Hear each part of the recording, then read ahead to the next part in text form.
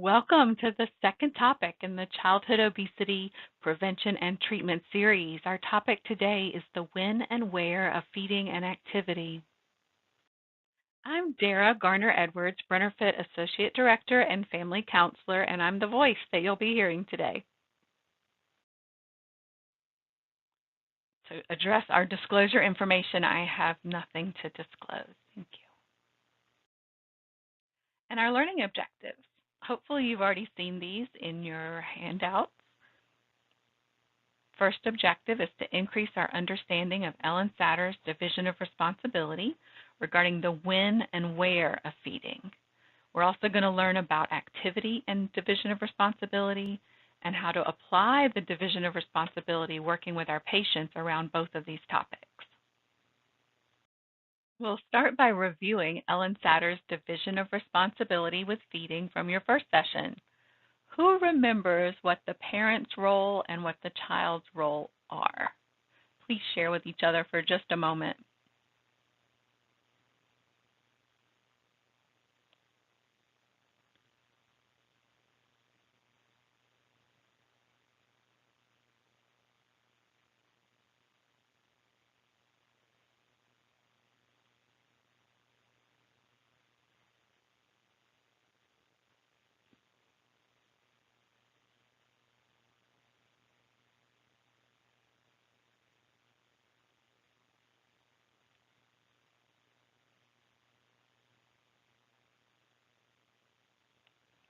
So hopefully you remembered that the parent's role is to decide the what, the when, and the where of feeding, and the child's role is to decide how much and whether for feeding.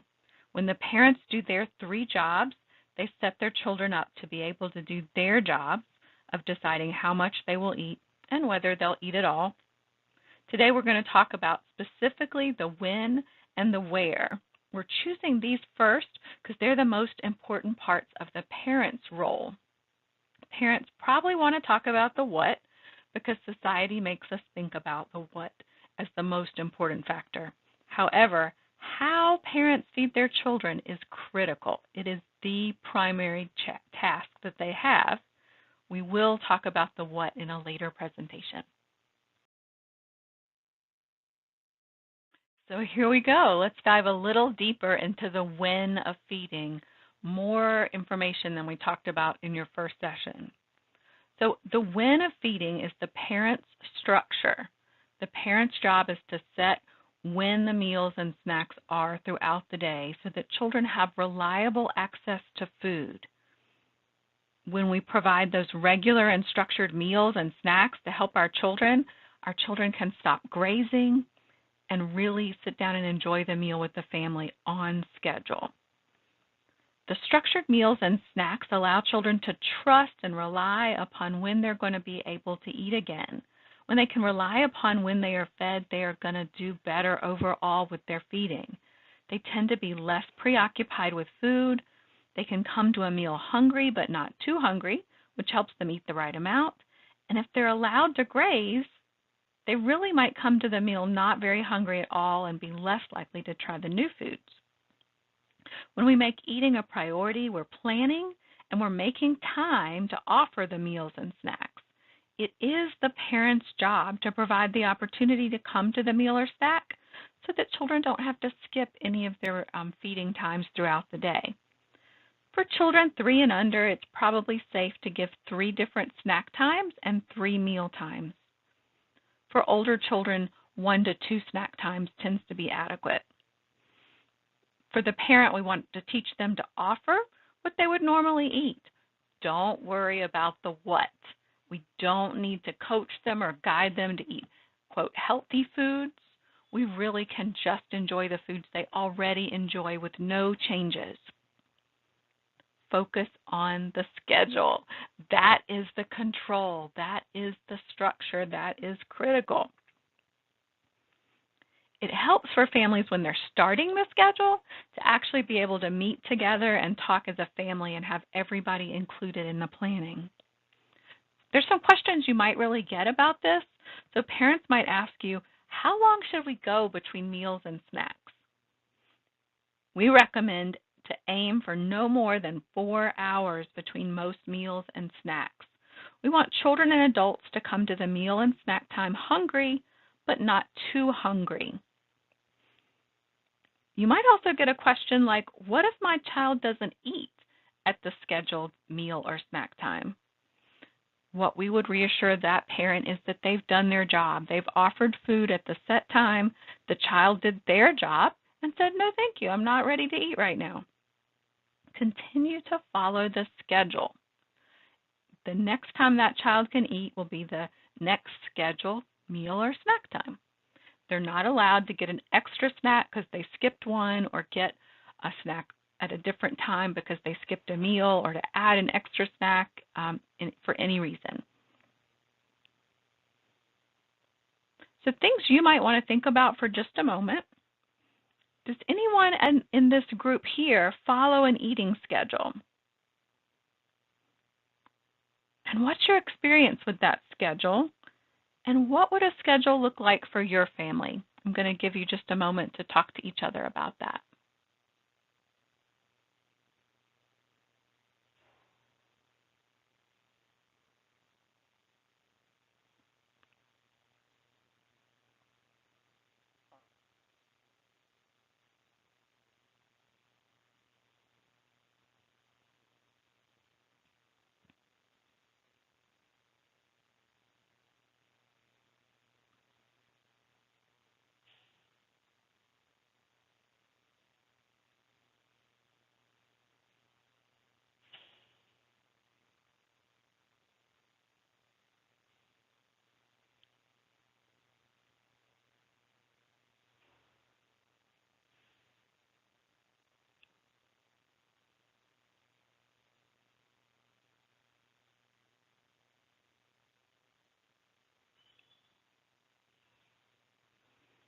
Okay, so here's a sample eating schedule that a family might choose to create.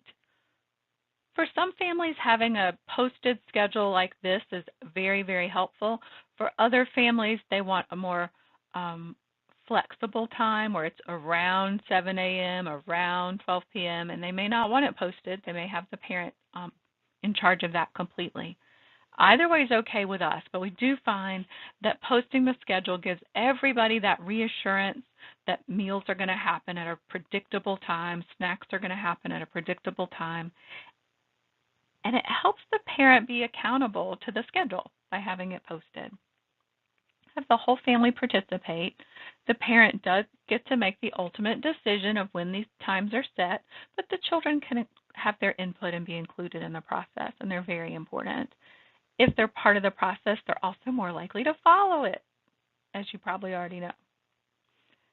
The schedule can shift on the weekends, as you notice, and it can be flexible. So Tuesday nights, maybe there's a dance or cheerleading activity, and so dinner's adjusted on Tuesday nights. Sometimes we find that a family has an activity, say there's basketball on Thursdays at 4 o'clock, so the snack's hard to get in at 3:30. Well, we may find that that family adjusts and has an earlier snack, or they adjust and have a later snack after basketball. It may affect dinner time as well. Perfectly fine to adjust like that. We do know that it's okay for the parent to say no, and we encourage them to say no for a time reason. If the child asks to eat a food, we can say, no, it's not time, rather than refusing that food for that child. We're really not as worried about the what, so we really do want to focus on the schedule. Anytime the child asks, the answer can be, yes, let's eat, it's time. Come help me set the table for dinner. Or the answer can be, oh, let's wait 30 more minutes till it's right and the schedule's giving us permission to eat.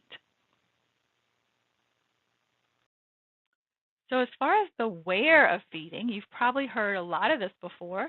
It's very important to eat at the table, limit distractions, and create a pleasant mood and conversation.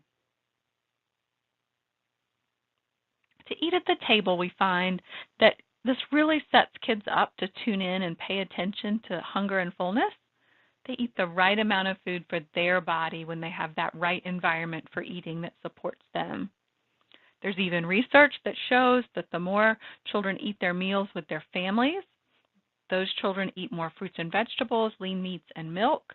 They eat less fried foods and drink less soda. They're even less likely to be depressed or develop an eating disorder, do better in school and on achievement tests. So think about in this room right now, how many of you grew up eating at a table? For anyone who did, please share with others what it was like, what the meal time was like in your family as you ate around a table. I'm going to give you just a moment.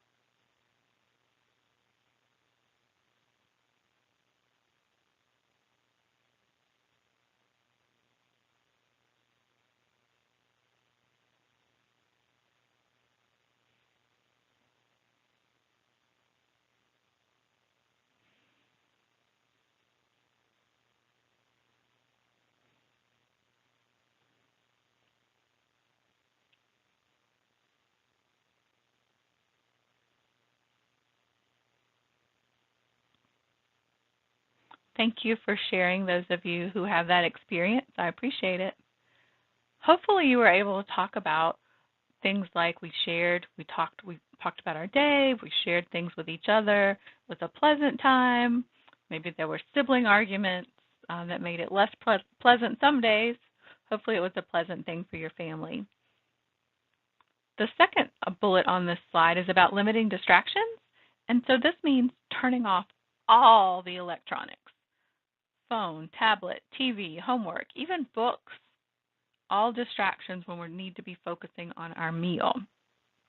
Helps to pay attention to our eating by avoiding those distractions. Again, we can tune into our body and eat the amount that's right for us at that moment. We also find it slows down the eating pace of the family. We can eat what we need at that particular meal if our pace is adjusted.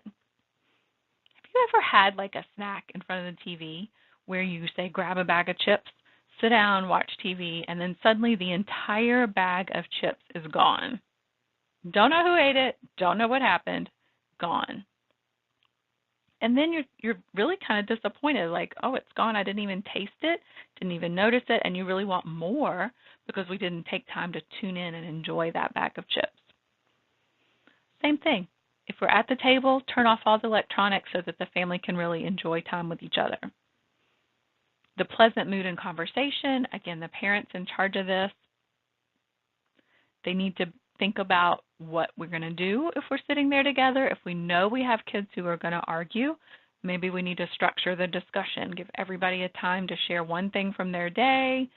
Some families do conversation starters where you have cards that cue you.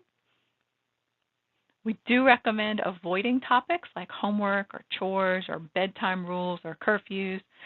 We want this to be a time that's fun for the family and pleasant for the children. When we do these three things, again, it slows our pace down, helps us eat the amount that's right for us at any particular. I wanted to be sure you saw this particular research one more time. We went over it in the last slide, but now you have it in front of you and can see the specifics. Eating meals together, as simple as that is, makes a difference. 4 or more times a week is the goal based on the research.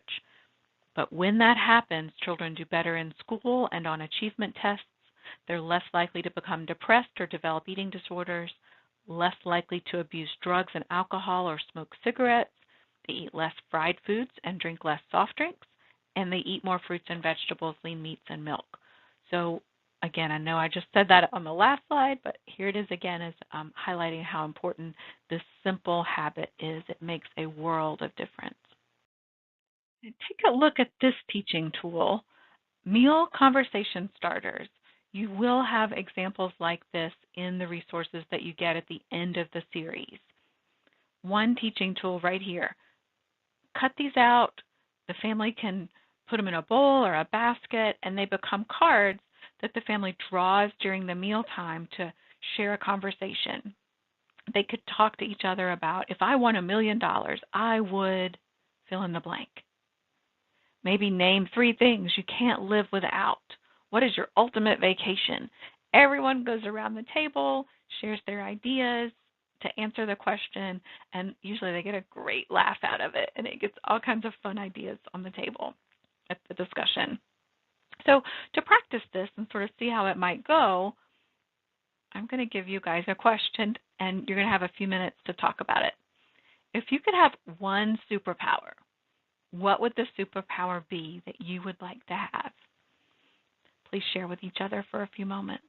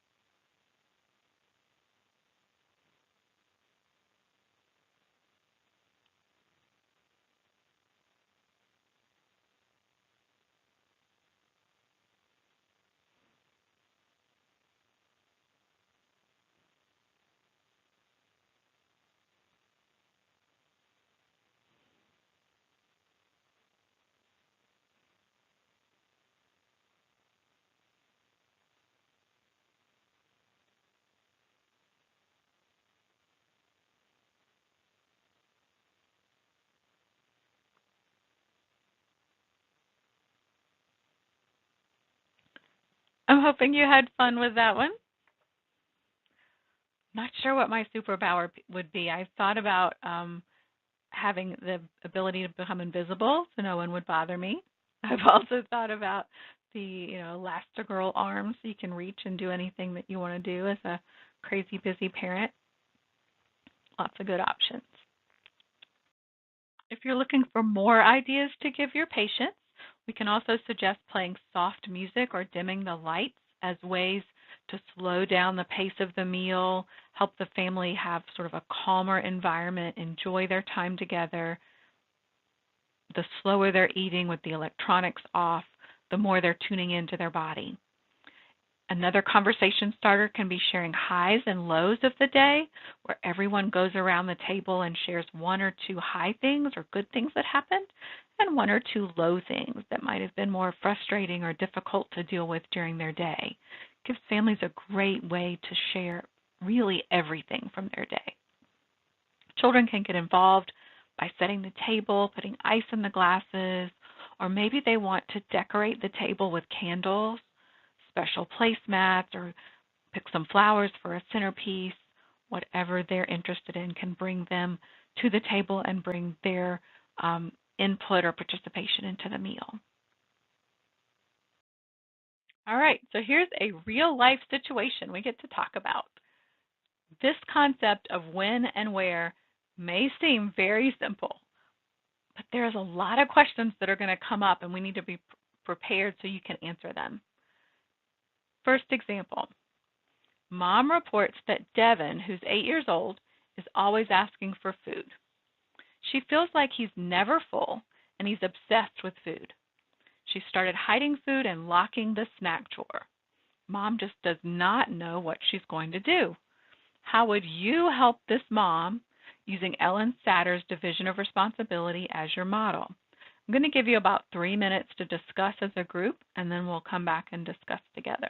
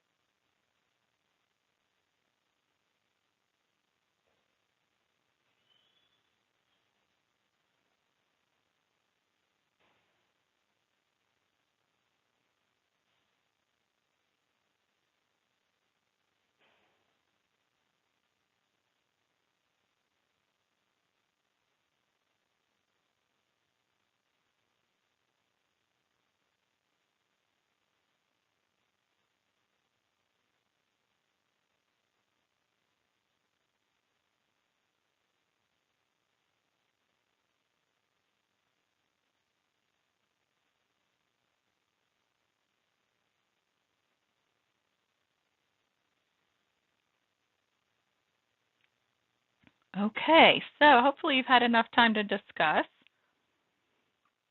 First, we could always ask Mom what she's thinking, if she has any ideas of how to change this. You could guess the answer might have to do something with the when or the where. So we could work with the family to create a schedule for their meals and snacks that works for everyone. Encourage the mom to follow the schedule and trust Devin to eat the amount he needs at the scheduled times to decrease this obsession with food. The more that he feels that he's going to be cut off or not allowed to eat when he wants to, the more food preoccupied or food obsessed he is going to become. So the schedule gives him that predictability. Food is always going to be available at these set times, and he's going to be trusted to have the amount that's right for him.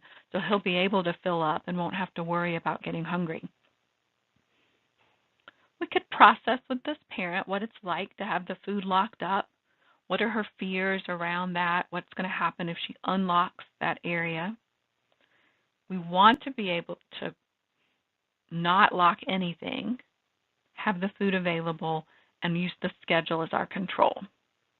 We could post the schedule for everyone to see for further accountability. for all. If the mom sees Devin eating at unscheduled times, we could gently remind him that it's not time to eat.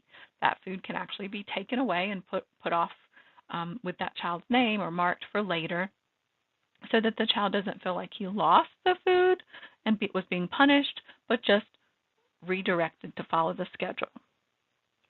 This approach will take time, so it will happen. Devin's going to eat at times that are off schedule in the beginning. That's okay. We want to remind him kindly, help him learn and practice the new routine, and he will get it. Here we are with another real-life situation. What I'd like to have us do this time is I'm going to ask one of the participants to read this out loud to the group, give you about 3 minutes, and then we'll check back in and discuss some ideas.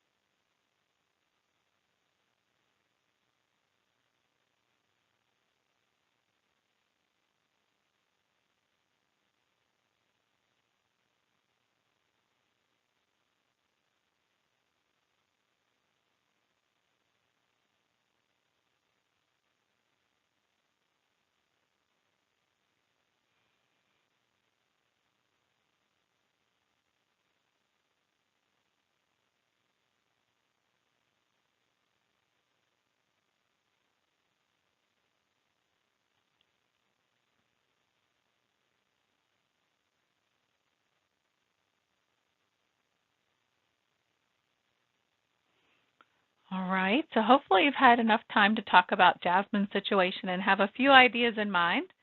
You may have guessed it has something to do with the when and the where. First, it's always good to include Jasmine. So let's ask Jasmine what her ideas would be, what she thinks about eating fast food the night that she's working. If she's not interested in changing, there's really not much we can do or mom can do. We really just leave it like it is. She's there working, she's making that decision, and we're not there to influence or change it. If she is interested in changing it, we could explore with her what might help. For Jasmine, some possible ideas might be she could focus on the what. She could she could focus on the when, making sure that when she's eating, she just eats at the time that she's supposed to eat and no grazing between times. She could also focus on the where. She could choose to sit down at a table to eat that food rather than trying to eat it in the car while she's driving home, or eat it while she's standing around talking to other people or taking a break somewhere away from a table. She could turn off electronics, all of those things that help her focus and pay attention to the meal that she's eating at that time. For Mom, if she wanted to make a change, she could talk to Jasmine about maybe eating before she goes to work, if that's the right schedule for them. She could encourage Jasmine to have a job somewhere else if she wanted to, but that may undermine what's going on for Jasmine. That this is a place where she's sort of asserting her own control, and that's probably what she's looking to do for this point in her life. We're now going to take a turn with this approach. We're going to apply the division of responsibility to activity. It's still Ellen Satter's approach. It's still the same content, but instead of applying it to feeding, we're also going to apply it to activity. Sticking with the fact that there's still a parent's role and a child's role, but sorting out the difference for activity and how does that support children with building activity as they're interested without inhibiting or restricting the things that they enjoy doing. The more we push activity, the more they're going to push back and do less activity. So we're going to stick with our role and explore that a little more deeply with this discussion now. Family. Parents still responsible for what to do for activity, when to do it, and where to do it. And the child is still trusted to decide how much they're going to be active or whether they're going to be active.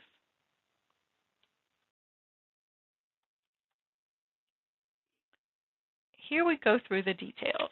What? The parent's job is to provide opportunities. It does not have to be exercise as we traditionally think of that. It can be playtime, it can be fun events, it could be things that we're doing as a family at home or away from home. We find that what children enjoy the most, though, really is just playing, having time at a park or a playground, having time to play balloon volleyball in their living room, dance party after dinner, whatever makes sense. Moving should be fun and enjoyable, and we offer it. We as the parent offer what we're going to do. All right, it's time to go walk the dog. Let's all go. It's time to go to the park. Let's get in the car, or we'll take a walk there. The parent also decides when, so they schedule the time. They figure out when in our week does this fit in. It doesn't have to be long, maybe 20 minutes or longer, but it doesn't have to be long. This is screen-free time, so it's okay to say no electronics can be part of this activity. We have a schedule if that works for the family, or we fit it in where we can, but the parent decides when it is offered. We also find that in old families with older children, maybe not everybody does the same activity. Maybe one of the children in the family likes one kind of activity, mom likes a different activity, dad likes a different activity, or grandparent or step-parent, whoever else is involved likes whatever activity they like. That's okay. We still offer things so that all the children have something that they're participating in, either with the family or on their own. Where? So the parent can decide where. Where are we going to do this? Are we going to have things at home so we're able to play right where we are? Do we have music? Let's turn it on and have a dance party. Or are we going to need to go somewhere to shoot hoops for a little while? It's also important to think about, like, what are the likes and dislikes of your children? Thinking about things that everybody might enjoy, or one day offering an activity one child enjoys and the next day thinking of someone else's favorite activity. Try things that are new or different. They can do Pokemon Go is one of the things that a lot of people went crazy about a few summers ago. Whatever the new idea is, give it a try. Our role is to offer it, and, and then role model.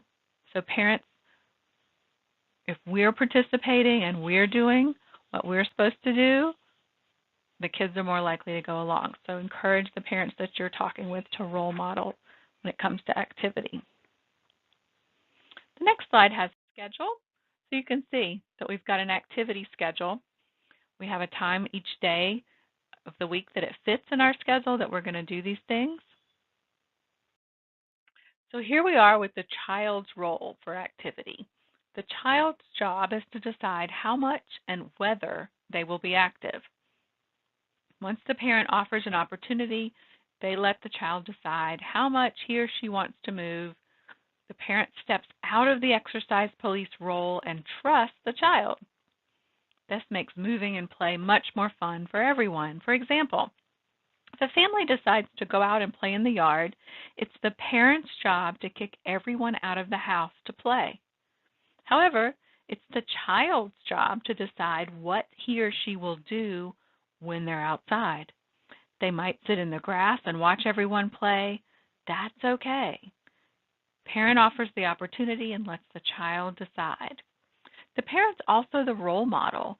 So to get this behavior started, the parent needs to participate in the playtime. The parent does not have to be the entertainer every time the family wants to be active. But to get this new habit off the ground, that's the most important thing, is to have the parent participate as much as possible in the beginning. Exercising and sweating is not the goal.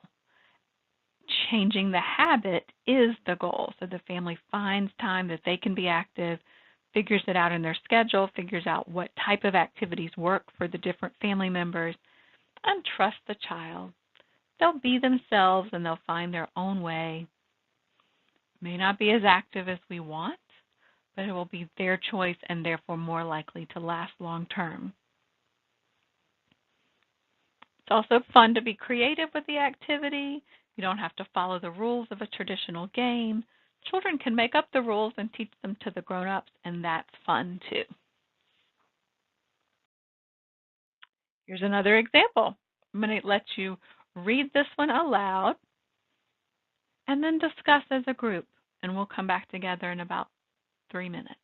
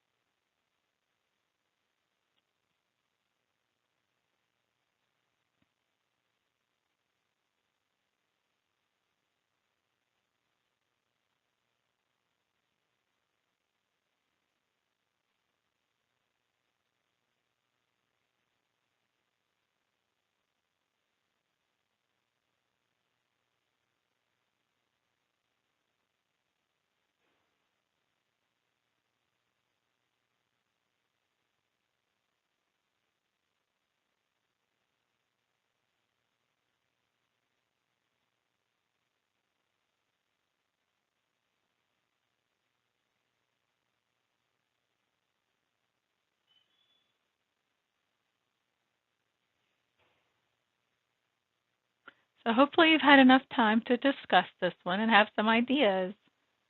First, what we might do is ask the mom if she has any ideas that she thinks would help, maybe something she's tried in the past that's worked, or something she's tried that didn't work.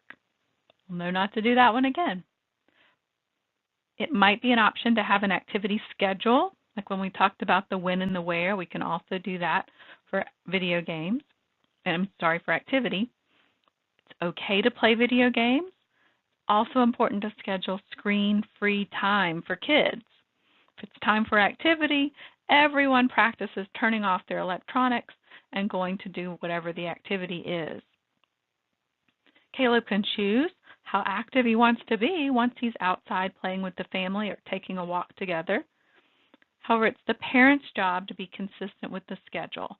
Decide when the activity starts, when the screens go off, and how to have the balance so that there's not as much unlimited screen time. So here's another situation. Please take a moment, read this out loud to the group, have someone read it to the group, and then we'll discuss in about 3 minutes.